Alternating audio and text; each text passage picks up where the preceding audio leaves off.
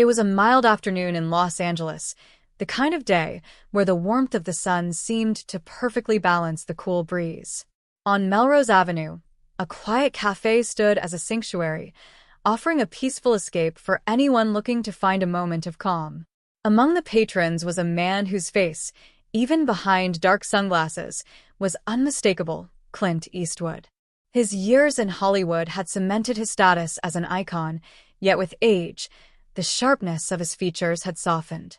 Still, his presence was undeniable, powerful in its own way. As Clint sipped his coffee, the only interruptions to his solitude were the occasional curious glances from passers-by who recognized him but dared not intrude. Across the street, unnoticed by most, stood Kevin. His circumstances could not have been more different from Clint's. The worn clothes he wore and his unkempt hair told the story of a life spent on the margins.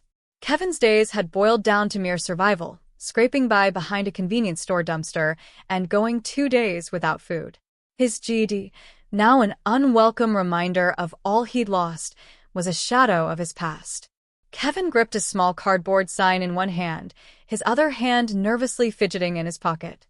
Desperation had begun to erode his pride, and his eyes scanned the cafe, searching for someone who might spare $1 or $2. When his gaze landed on Clint, a flicker of recognition passed through him. At first, he hesitated. What would a man like Clint Eastwood care about someone like him? But hunger has a way of silencing doubts. Taking a deep breath, Kevin crossed the street. Each step felt heavier than the last, and as he neared Clint's table, his voice came out barely above a whisper. "Sir, can you spare $1?" Clint slowly removed his sunglasses, his expression unreadable. The silence stretched out, and Kevin felt an overwhelming wave of regret. He was just about to apologize and turn away when Clint finally spoke. $1, huh?"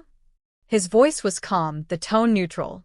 Then, with a faint smile, Clint gestured to the empty chair across from him. "Sit down. Let's talk." Kevin froze, unsure if he had heard him correctly. This wasn't the response he had expected. Usually people either handed him loose change or ignored him completely. But this felt like something different. After a brief pause, Kevin muttered a quiet "thank you" and sat down, carefully placing his sign on the table. Kevin avoided Clint's gaze, unsure of what to say. He felt exposed under Clint's steady stare, but it wasn't harsh or judgmental. It was curious, like Clint was trying to understand the story behind the layers of grime and despair. "I'm sorry if I'm bothering you," Kevin stammered, his voice raw. I don't like asking. It's just that I'm trying to find work, but it's been hard. Harder than I thought." Clint didn't interrupt. He just listened. It was more than most people had done in years. Kevin felt the floodgates open, and the words began pouring out like water from a broken dam. "I used to be a contractor. Had a crew. Steady work. Then the recession hit, and everything dried up. Savings ran out. Eviction notices came. After that, well, you can guess the rest." Kevin tried to laugh, but the sound was hollow and bitter. "I spent my life building homes for other people," he added, his voice tinged with irony. "And now, I can't even keep a roof over my own head." Clint leaned back in his chair, his eyes softening. "What's your name?" he asked suddenly. "Kevin," the man replied, caught off guard by the simplicity of the question. Clint repeated the name thoughtfully, as though savoring it. Clint continued, "I've played a lot of characters in my life. Cowboys, soldiers, detectives. And if there's one thing I've learned, it's that everyone has a story. What's yours? And more importantly, what's the next chapter?" Kevin blinked, unsure of how to respond. "The next chapter?" he echoed. "I don't know. I guess I just want to make it through the day." "That's not a chapter," Clint said firmly, though his tone wasn't unkind. "That's a sentence. You need a chapter. Something to build on." Kevin's frustration bubbled up. He wanted to ask Clint what he knew about struggle, but something about Clint's presence made it hard to stay angry. Instead, he said nothing. Clint reached into his pocket, and Kevin braced himself for a $1 bill and a polite dismissal. But instead, Clint pulled out a business card and slid it across the table. "Go here," he said, his voice steady. "It's a shelter run by a buddy of mine.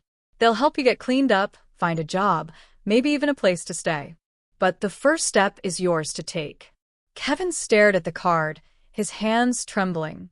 "Why are you doing this?" he asked, his voice cracking. Clint's gaze didn't waver. "Because someone did it for me once. And I wouldn't be here if they hadn't."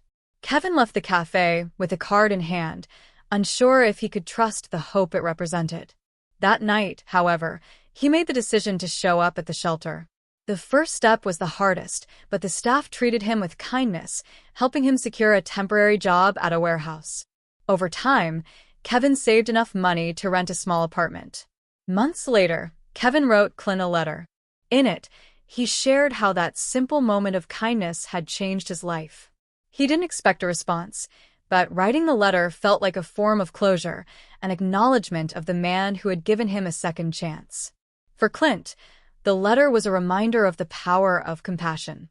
He folded it carefully and placed it in a drawer, alongside other keepsakes from his life. Meanwhile, Kevin's story didn't end there. Inspired by his journey, he began volunteering at the shelter, sharing his story with others.